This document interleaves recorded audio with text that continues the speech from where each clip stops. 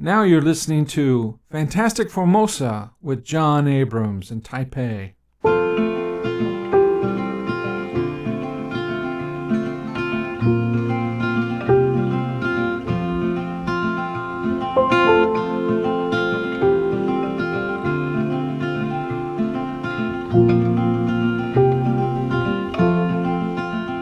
This is Fantastic Formosa again this week. I'm Joh Abrams, your host. We have an amazing guest. Mr. Lee served in the U.S. military, even though he was born and raised in Taiwan until he moved to the United States at a young age. And welcome, Lee. Thank you. Glad to be here. Wow, it's very unusual for Taiwanese, I think, to realize that they can go to America and actually serve in the U.S. military. How does that happen? How does a foreigner from another country serve in the U.S. military? Are there laws that allow you to do that? I was born in Taiwan, and my dad ran a business out in Taiwan. He fixed office machines, typewriters, things like that. And he had contract with the U.S. military in Taiwan and CCK and all that. When the U.S. military was here? Yes. Okay, those are famous air bases, right? Yes. Wow, yeah. So at that time, in the 70s, we immigrated in 1977 when I was 7 years old. Right. And that time, the only concept idea of maybe returning back to mainland China to see for my dad to see his mother, my grandmother, right, would be through America. So because of restricted travel, yes, right, from Taiwan, but during that time period. But at 1977, Nixon already been to China for 5 years, and it looked like that American and Chinese relations were good.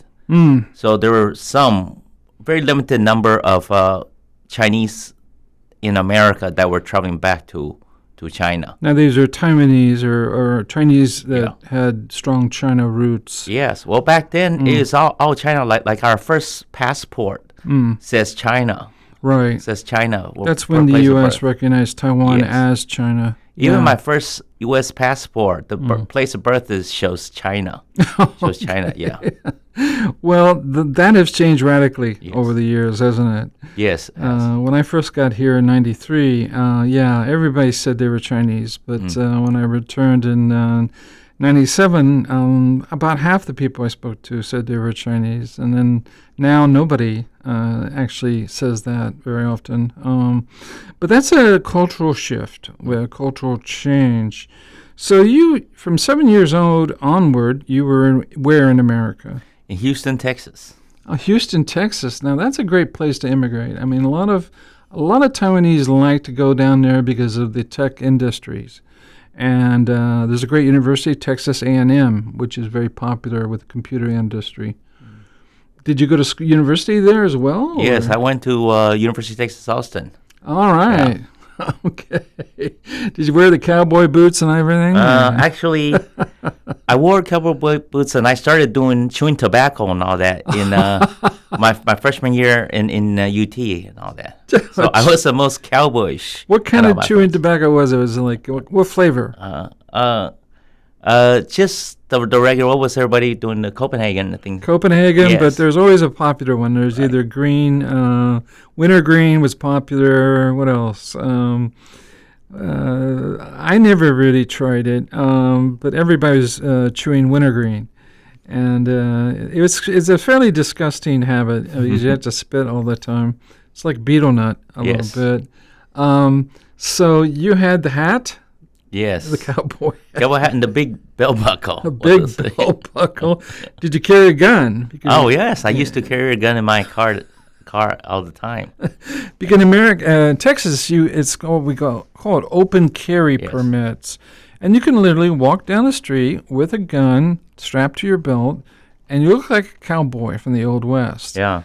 And they don't really have a lot of shootings, they seem to be well disciplined with their guns. There are accidents, I'm sure, right? But it's a strange little place. Texas is the Lone Star State, right? Yes. Yeah, they're very proud, right? Yes, very proud. And I talk about Guns and shooting. I remember maybe when I was in high school hearing this story, and it cracked me up. And even to this day, I can still hear it. A father want to teach his son how to use a weapon, a shotgun. So he says, "Son, I loaded the shotgun, and I'm going to walk 30 meters away from you. I'm going to turn around, and I want you to point the gun in my direction and shoot at me." Okay. And then so he walks, and he turns around and go, "Son, now pull the trigger." And the son go, "Are you sure?" And then the son pulls his trigger, and then daddy gets shot and then falls down. But he only moved 20 feet instead of 20 or 30 meters, something like that. Way off with distance. It was a math thing. He was trying to teach his son that Yes. shotguns don't go very far. Yes. They're mostly for, it depends on what kind of shotgun shell you use, of course, but birdshot, for example, would not go very far. I think he should have been a little bit further away, obviously. Yes. But that's a terrible lesson to learn. Yeah, so you were, you were a cowboy, basically. Did you have horses? Did you? No. I grew up in the urbanized area of Houston, so no horses. And Well, we love those cowgirls. Oh my gosh, those ladies that wear those special boots. The cowgirls, cowboy boots, and the fancy hats and everything.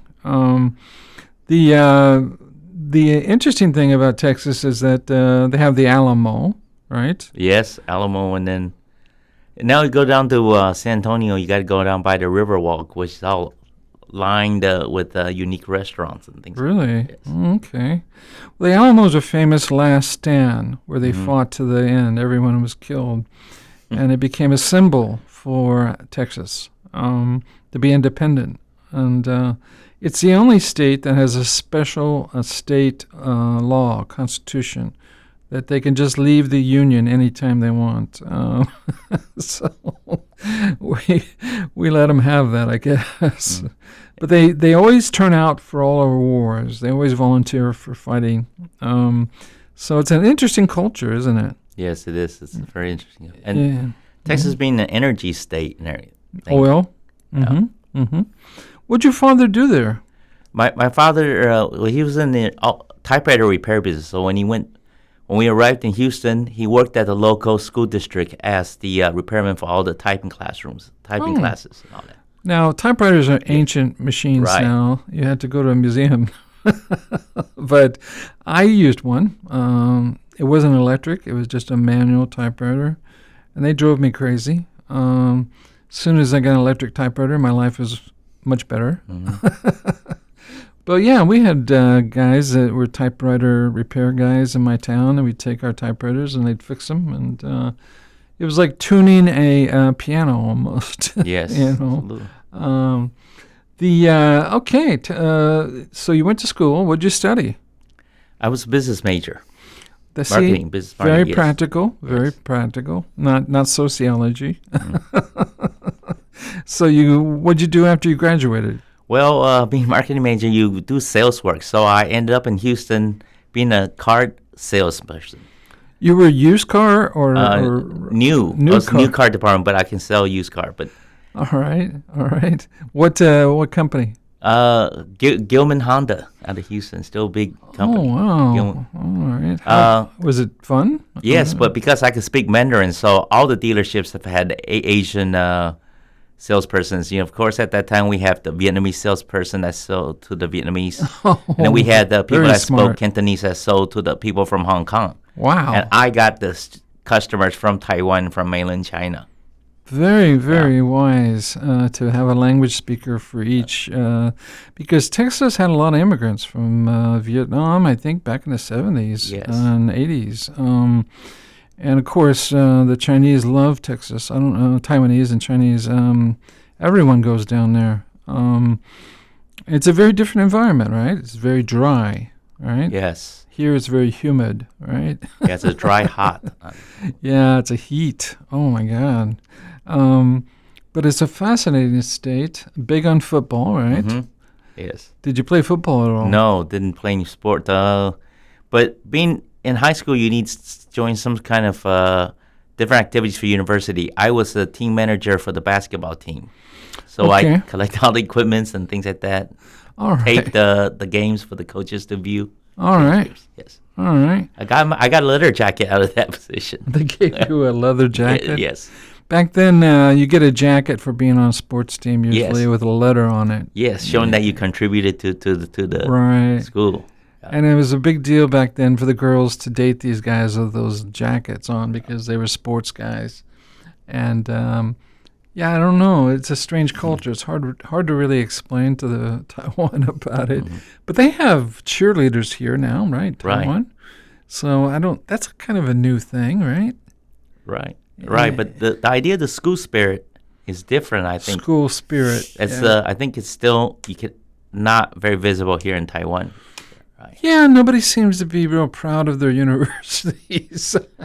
Yeah, we do. We have a mascot for our sports, right? Yeah. It can be any kind of animal. What was your university's mascot? Well, we're the Longhorns. Longhorns. So when I take group photos, I still do this hook and horn hand sign and all that. And some people that take group photos with me ask me what that is. I said, this is the mascot for University of Texas. So if someone else see this photo and they're from University of Texas, they might try to reach out to me. So I do this hook 'em home. Is this the same thing that would be number 6 in Chinese, or you mean with the? Yeah, it's like this. Oh, that. That's right? I can't show the reader, the listener. Right, you do the hook and horns, and we. Oh, I get it. In Texas, we would maybe sometimes drive down the freeway and you put your hand out with the hook and horn, and then someone else drive by, they see that, and they're also a graduate of UT, they would honk the horn, and you guys honk back and forth. Yeah. That is a friendly honk. It's a school morale. Yes. Yeah. We don't have that here. We don't have people. National Taidao University doesn't have any. They have a T-shirt shop. I think that's about all you ever see. But yeah, school spirit, not in Taiwan. Actually, I've never seen it anywhere in Asia. People are more interested in professional sports here, like local baseball teams, right? Professional. Yes. And they'll buy the T-shirts for those things. Right. That's different. I think those merch, the locals, we don't go crazy over this type of merchandise, so they don't bring in money for the organization. Right, I see. Yeah, that's a problem. So, okay. So you sold cars, and was that good living? Yeah. See, at that time, my coworkers, they can sell 10 cars to make about $4,000 US. I had to sell 20, 25 cars a month to make the same money. Why? Because Asian customers come in and they negotiate such a low price that I get no commission out of it. Jeez. So I did volume. See, near Houston, there was a Formosa plastic plant. So there's a lot of Taiwanese engineers from Formosa Plastic. So your boss must not have been very happy. Right. So the reason I returned to Taiwan, because one day my sales manager told me, he said, hey, look, he says, the other Asian salespeople, they came when they're 40s. They need to make a living. But you're different. You can become management in the dealership. But you got to learn how to hold your profit. So why don't you go back, return to Taiwan or wherever you were from. Right. Learn how to keep a profit and improve your Mandarin speaking. See, I had this engineer sitting across from me saying his last name is Young. And I wrote on my sales report Young, but I wrote the animal Young, the goat Young. He leaned over the desk, said, not that young, and then he laughed at me for a good 5 minutes. And I was embarrassed. I told my sales manager this story, and he goes, you should go back to Taiwan and improve your Mandarin. You can hold a profit. Yeah. This is pretty sad. Well, yeah, I think you're just giving it away, I guess. I should have bought a car from you. Now, you somehow, you came, before you even came back to Taiwan, at some point you were in the military, right? Yes. U.S. military. Now, I was always a military buff, an airplane buff like that. So when I was young. What is a buff for our listeners, a buff? I am highly interested in military things, airplanes, right, ships and tanks. And so you can be a movie buff or you can be any kind of buff. Yes. So he was a aviation buff. He was interested in fighter aircraft and all kinds of things. So go ahead. Well, so it's since I was young, I would talk to my parents about maybe joining when I got older and all that, and they would always say no, no, no. Then I went and did all the initial screening, the ASVAB test on my own. Then I brought back the result, went home and told my parents. I knew getting them to agree that I would join up with the regular Army or Navy, some other forces like that. They would say no, so I went the route of National Guard. Okay, National Guard is this is the state National Guard, right? Yes. Our listeners may not understand it, but every state in the country of the United States, all 50 states, have their own armies. It's hard to believe, but we do. And they are just as good as the regular army sometimes, and particularly Texas. So when there's a great war, we have the regular army, and then we take our state armies and we combine them and bring them into the war. So we have a very different system. But anyway, so you joined the Texas National Guard. Yes, Texas Army National Guard. Actually, Army. When I did the initial screening and the ASVAB test, the this recruiter is a little bit. He was recruiting for the Texas Army National Guard, and he can also do the regular Army channel. Okay. I was offered an opportunity to sign a 7-year contract doing EOD work in 7 year, and then I don't want to do EOD work. Right, Now, but that would have been okay. Now there was another work. What is EOD for our listeners? Explosive ordnance, right? Disposal. Right. Yeah, you were working with bombs, so Yes. you don't want to do that. And then there was another option that, looking back, I should have taken it, but it was a 3-year contract, going to be Okinawa, but it was listening on Mandarin military communication. I'm sure those are Chinese. Those are the signal intelligence Yes. antennas, that you would be listening to. That would include a year of training in DOA and Monterey Park and all that. Oh, Monterey Park has the U.S. intelligence language and U.S. military intelligence school and language school, and they have all these language. So everyone who works in the CIA or the DIA, Defense Intelligence Agency, or military intelligence and have to use a language, they go there and study the language first. And so you could have had a chance to go there. Wow, Right. That's amazing. Right. Why did you turn that down? I don't know. Well, actually, my Army National Guard unit is actually an airborne unit. So joining that unit it's a for sure way I would go to the airborne school and all that. Right. Yeah. So you went for the airborne. Yeah. You wanted to jump out of airplanes. Yeah. See, I was 13 years old when the U.S. military went into Grenada. Oh yeah. When the Rangers jumped into Grenada, I was 13. I was 19 when the Rangers jumped into Panama and got rid of Noriega. Right. So I saw this in between classes on TV, and I wanted to go airborne. You wanted to Right. be part of that. I had a friend that jumped in Panama. He said it's a big deal because it's your first combat jump, and you get you get the wings, of course. You have the wings and parachute, but you also get, I think, the star, right? Yes. The star means that you did Have a combat jump. Yeah, and then they were going crazy just before the jump because they knew that they were going to get that star, not thinking that they were going to get shot at when they hit the ground. But yeah, pretty crazy, huh? Mm-hmm. So what men will do for an extra star. So you ended up in Airborne, right? Right. So what happened then? Where'd you go? You were kidnapped and taken away, or? No, and then I decided to join the Guard. Well, in the National Guard, you join the unit, so you would get the training, whatever that kind of unit is. So I joined the Texas Army National Guard. We were an airborne unit. We were a long-range surveillance company. Okay, So long-range surveillance. surveillance or so- reconnaissance, right? Right. Their lineage ties back to the LRP teams in Vietnam. Right. So- These guys, the LRPs, were long-range patrols. Right. In Vietnam, where guys would just, 5 guys would go into the jungle and they'd be gone for a week or 2 weeks. Right. We were a 7-man team. So signing that contract, I ended up, I would go to basic training at Fort Benning, and I would do my infantry training. And then after that, I would stay for the airborne school. So it was It was what is it? 12 weeks. 12 weeks straight in Fort Fort Benning, where is Georgia. that for the listener? Fort Benning is where? Actually, Fort Benning is now called Fort Moore because of changes in the Mexican side. There's political It's in Georgia. That's sad. Yeah. That's really sad. But yeah, Georgia's a tough place. It's hot. It's swampy. Fort Benning was a legendary place. So you did your basic training there, or? Yes, basic training, 8 weeks of basic training. It's called boot camp. Yes. Okay. And then infantry school. Fort Moore have different sections. I was at a place called Sand Hill.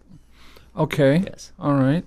And you were at, you did your infantry. Yes. And then your advanced infantry training, right? Yes. School.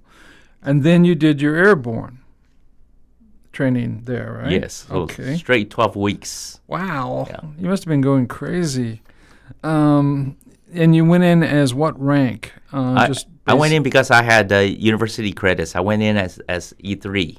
Okay. Yeah. All right. That's Probably not first bad. class. That's not bad. I get a paycheck. Oh. Extra money if you're in the National Guard. Yes. And then, in National Guard, our training were the same thing as regular Army training. Right, of course. So it was all mixed. Yeah. But in that 12 weeks, we got time off, and we would go into Columbus and get this. We'd go in Columbus. Columbus where? Ohio? No, Columbus, Georgia. We would go in Columbus, the nearest town, nearest big town. And being 20 years old, not 21 yet, we would, being young kid, you want to hit the bars. No bars. Yeah, well, you end up in Korean type of bars where they have the Korean girls. They would ask us, the servicemen, to buy them drinks and all that. Oh, and then ladies' drinks. Well, yes, when they come to me, they would not. They would ask all my other buddies to buy drinks, and I would be the only guy with money left to get a taxi to get us back into base. So you were the sober guy. Yeah. All right. We call that the designated driver in America. Well, no. One time I asked one lady, I said, "Why would you never ask me for a drink?" The lady looked at me and basically told me, "You're Asian. They're not." So. Oh, they're stupid. You're not. No. I guess they had a special touch for me that day. Okay. But that was the funny thing. I was always every weekend we go out. We would hit these Korean bars because that's the only place that they would allow us underage to drink. Yeah, that would in America now it's 21. Yes, you can't drink until you're 21. Well, back in my days, it's still 21 too. Yeah, that's what I'm saying. Right. Yeah, okay. Yeah, it was 18 when I was a kid, and but then they changed it just before I turned 18, and then it went to 21, and I go, But it used to be state to state. Whatever, some states were different from other states. It could be 18, you could be 20, you could be 21, whatever. But there were too many drunk driving accidents that resulted in death, so they wanted to get rid of that age, let you grow up a little bit before they allowed you to drink. But the here in Taiwan, you can drink at 18, right? Yes, I think legal age is 18. And what's even stranger to me as an American in Taiwan is people can drink on the street. You can walk down the sidewalk with a beer in your hand. In America, you'd be arrested right away. So in America, you got to have the brown bag. You brown bag. Yes. Some states let you brown bag. That means you put it in a brown bag. But a lot of states are really rough on people that have if you had an open container, we call it open container law, and it can be an open Coca-Cola can, in your car, they can arrest you. So, they're really, some states are really strict. They really make trouble for you. And other states, of course, are kind of lenient. Lenient means kind of lazy. They don't really want to make trouble. Some states, like in the South, will have what we call government stores, where you have to buy your alcohol through a government store. You're not allowed to buy it at a grocery store or any place. But Texas, a lot of drinking in Texas, right? Yes, and then I can share with you something about growing up in Texas in the Asian community. In Chinatown, Houston, we have terminologies like cold tea, not iced tea, cold tea. Okay. You walk into a Chinese restaurant, 2:30 in the morning, you say, "We want some cold tea." The waiter will look at you, squint his eyes, say, "Iced tea?" You go, No, cold tea. cold tea is beer poured in a teapot, bring down 4 teacups. Oh. And then, being Chinese restaurant, they're open till 3 in the morning. So you have a lot of police officers going there for a snack and things And they like have that. no idea you're drinking And beer. they're looking at all these Asian kids. They say, these Asian kids are great. They're here having tea 2:30 in the morning. You take your school books Right. out, set But them out like you're really studying. That being in Houston, but I'm sure that is the same idea if you're in New York Chinatown or LA Chinatown. Yeah. Different. We call these subcultures in America. Cultures within cultures. So yeah, if you're in your own subculture, you can get away with a lot of stuff. But I didn't know the police would go in there in the morning. What were they doing? Eating breakfast? Yes, or? having something to eat to keep their energy up. All right, for the day, or were they getting off work, or were they going to work? No, they were probably in the. It's probably that would be, I would imagine, is close to getting off their shift. Yeah, so they had a rough night. Yes. Yeah, you don't want to work night shift if a police officer in Texas or any place else. That's when the crazy people come out. But okay, so you did very well in your airborne training, I guess. Yes, I went through my airborne training class. Was the summer class. It was summer 1990. So that is the same time when all the ROTC cadets go through their advanced camp.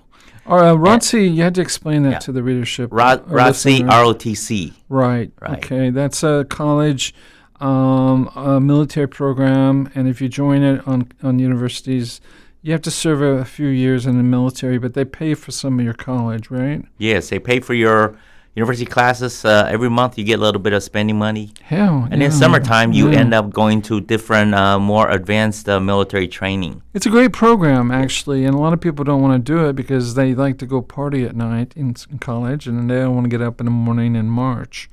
But you didn't do that, right? No, I didn't do that. You didn't do ROTC. So our summer when I was at Airborne School, it's interesting. In all the Airborne clubs, there were a lot of Asian students there because there were some out of ROTC, and then there was some the military academy, the West Point guys. Their advanced camp, they would end up going to Airborne School as part of the thing. Right. Were they different in personality or was just regular? No, there was not a lot of interaction between us, but it was just different from basic training. There were very few Asians. And then the infantry training, we were basically the same group, but we were just doing infantrymen training. And then when I got to Airborne School, my company, I had at least 15 to 20 were other Asian students. There were Asian females that were like... in Airborne? Yeah, and West Point. Oh, at West Point. They were West Point students. So their summertime, they have to go to some sort of advanced training. One was Airborne School. Another one would be going to New York, Fort Drum for mountaineering training. Mountain training, yes. Mountain warfare training. Okay. Yeah, I know that there are a lot of Asian women in the U.S. military. I was quite surprised, actually. Even mainland Chinese women. I know there was one in West Point. West Point is the Army's biggest academy. So you go to West Point to become an officer, of maybe a general someday. So how many jumps did you do from? Well, there's a C-130 jump, right? Yeah, Airborne School. We did 5 jumps to graduate. Okay. Right. And no problems? No problems. But actually, out of the 5 jump, one would have been a nighttime jump. Oh no. The nighttime jump usually is when it's totally dark, but the previous class had an accident in their nighttime jump. So my class, our nighttime jump was like 5 in the afternoon. So when we jumped out of the airplane, you can still look across the horizon, see the Georgia countryside and all that. Yeah, that must be It should have been totally dark, and all you would see is light. That's the real nighttime jump. Beautiful. Completely beautiful, I bet. Right, but I can still recall doing my first or second jump, jumping out, and then when the chute opened up and you have to float time, you look down, you look around, and you see the highway, and I saw a convertible going down the highway. Yeah. I was only, I made one jump. I wasn't in the military. It was just a regular skydiving jump. And it was a static line, and it was just one jump. And it was not a round chute. It was one of those square chutes that you could maneuver. But We jumped at 5,000 feet. What was the altitude that you jumped? 1,200. Okay. Military jump is 1,200, yes. Okay, all right. That must be pretty scary at that height. Pretty close to the ground, right? Well, it'll give you a lot of float time. You have at least about 10 seconds of float time. 10 seconds to... But it's really, the time really slows down, and it's really quiet. Yeah, but it's not quiet if your chute doesn't open, right? Yeah, that would have been some kind of experience. Yeah, and then you have to, cut loose and... Well, no, if your chute don't open, then you have to have the discipline, trust your training equipment to pull your reserve chutes.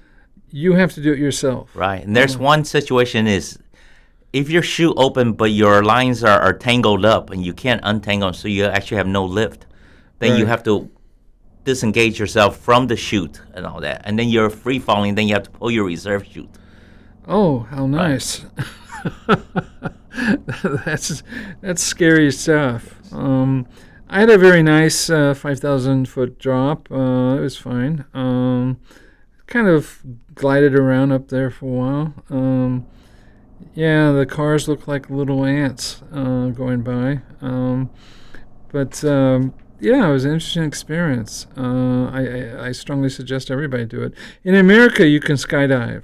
It's 6,000 NT maybe, $200 US, and they'll teach you how to jump in one day, and you get to go up in a small aircraft. And well, right now in Taiwan, in one of the amusement parks down in central Taiwan, they actually have a free fall simulator in there. Right.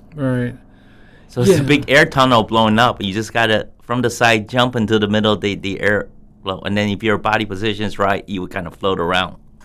Yeah, cool. All right. Well, I've been to the Airborne school here in Taiwan at least 3 times, and they keep wanting me to jump out of the tower, and I keep telling them no. I'm not jumping out of your tower. They have great fun, though. Yeah, it was just as impressive, I think, as the U.S. camp or base. In terms of training, it was the same sort of training thing. Okay, so you graduate from Airborne school, and your parents must be very surprised or impressed, or somebody. You're a paratrooper now, right. Airborne. They probably didn't say a word, did they? No, I actually, no, after graduation from Airborne school, just went home and get ready for our next monthly drill. So being part of the National Guard, they have training 1 weekend a month. And the weekend would be like Friday night, and then you report to your armory, and then you're there until Sunday afternoon, 4 or 5 o'clock. Then you can go home. So it's 1 weekend. The training at the armory is just a National Guard base. Yes. Just to let you know, folks who are listening. You would think of the word armory suggests it has weapons. Some armories don't. They have trucks, they have Jeeps. Well, not Jeeps, but Humvees. They don't necessarily have guns. The one near my house growing up just had trucks. So they have these little armories all over the United States. I mean, there are dozens in every state, probably, maybe more. And we had an air base for the National Guard near us that flew F-16s. So they have American military has all of these assets that they can just get on the hotline and say we have an emergency, and all these people just suddenly show up out of nowhere, and they've all been highly trained, which is great.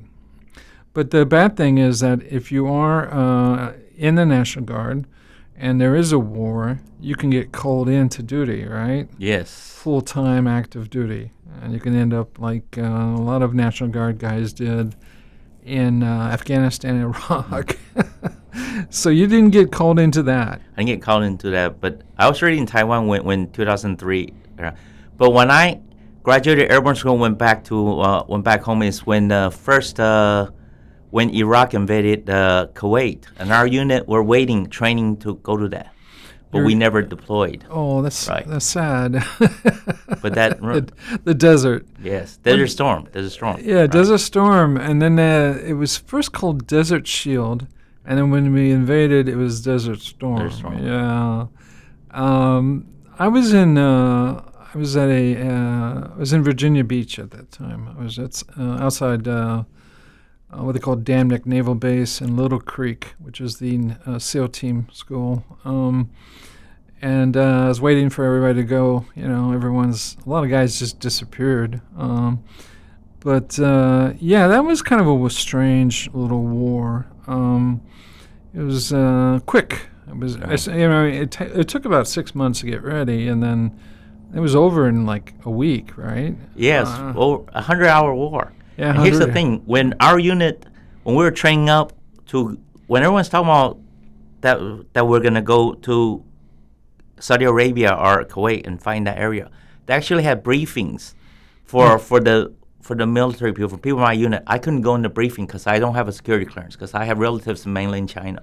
I see. That's a problem. When I enlisted, they actually had I had to fill out a form. They said, do you have relatives in these countries? There were Iran, mainland China, and there were North Korea. So I listed I had relatives in mainland China. But you'd never met them, right? Never met them. And I had someone interview me. Maybe you should have just said, I've never met them. I don't know I them. did. I had someone interview me, and I told them I've never met these uncles and cousins and all that. Never met them. Well, yeah, Right. because you have no access to getting to Right. China at before. So I couldn't get a clearance to go in there. And then people on my team, our long-range surveillance team, we were a 7-man team. People on my team, they all went to these briefings. They came out with the cards. Oh, the classified. But I don't know. Those were equipment identification cards, like the tanks and ABC identification cards. So Right. that was kind of passed around. We have to study that. Well, those. It was a strange war. It really was. I thought it was going to be very bloody, but it just turned out to be nothing. Same thing for Grenada.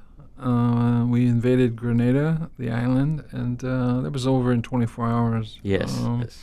Panama was a little different, but still, we ended that pretty fast too, didn't we? But I think the wars in the future, like Iraq and Afghanistan, clearly show that we're, it's going to take more than a month. 20 years in Afghanistan, they still couldn't do anything. A little bit like Vietnam, right? 15, we were there, maybe longer. But so your parents were not impressed by you being an airborne.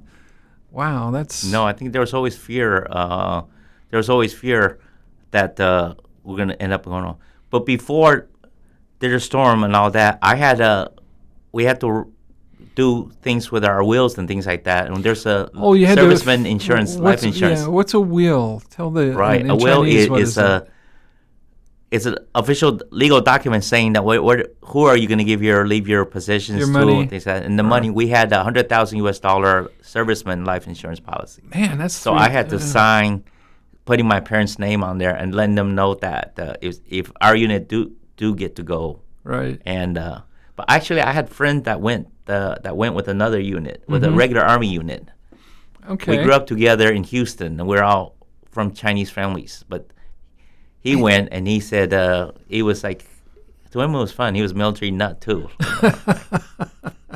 Well, so you sign these things when you're in the U.S. military before you go into combat. They're the insurance, $100,000 to whoever.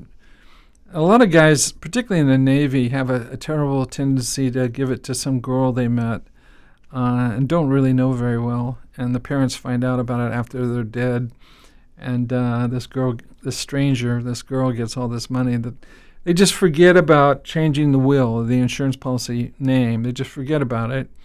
So at the bars and pubs and stuff like that, there were a lot of these girls trying to get drunk sailors to, get them on their insurance paperwork. So, help my children and help my family. And They did it. They were dumb enough to change it sometimes. So they were only afraid that you might get killed in action. Mm-hmm. KIA. Yes.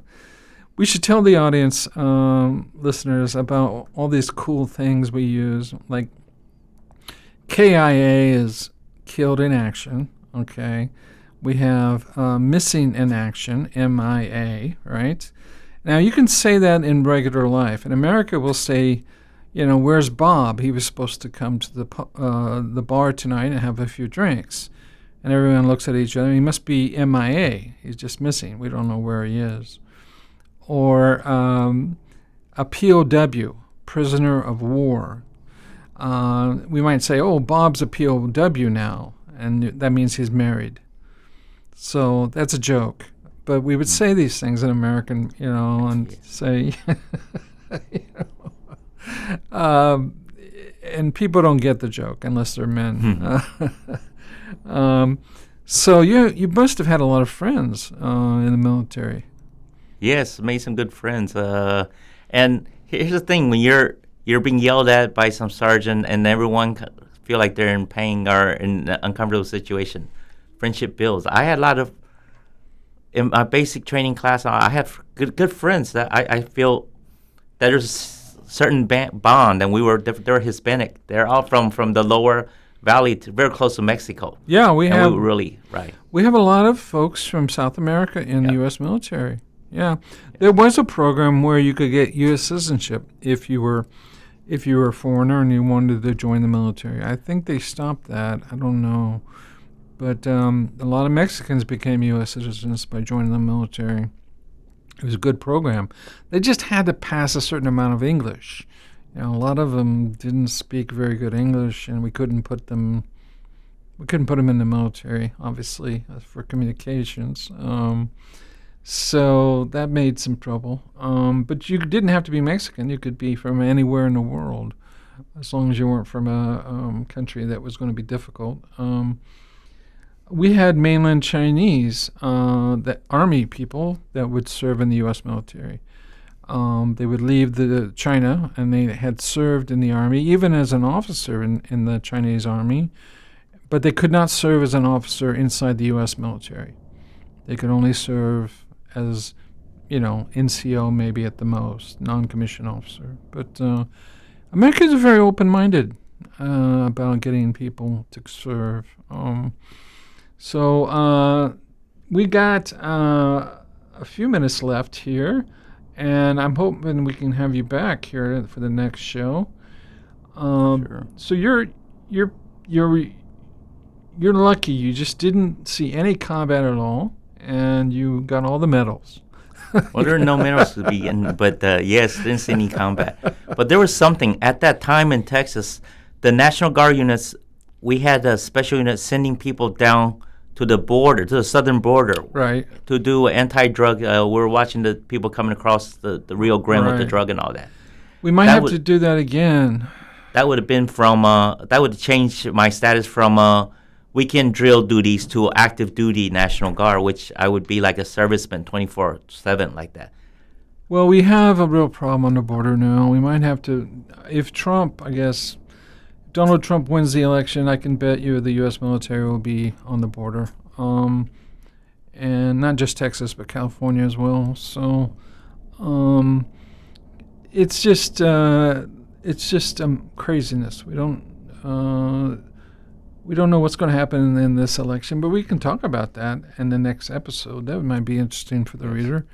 Sorry, I keep saying reader. I really mean listener. Yes. It's very...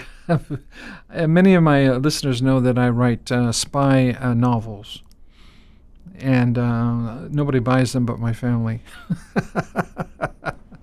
So I can't really complain too much. All right, let's go ahead and say goodbye.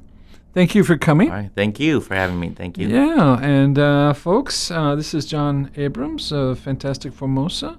I really appreciate you tuning in. All right, bye-bye.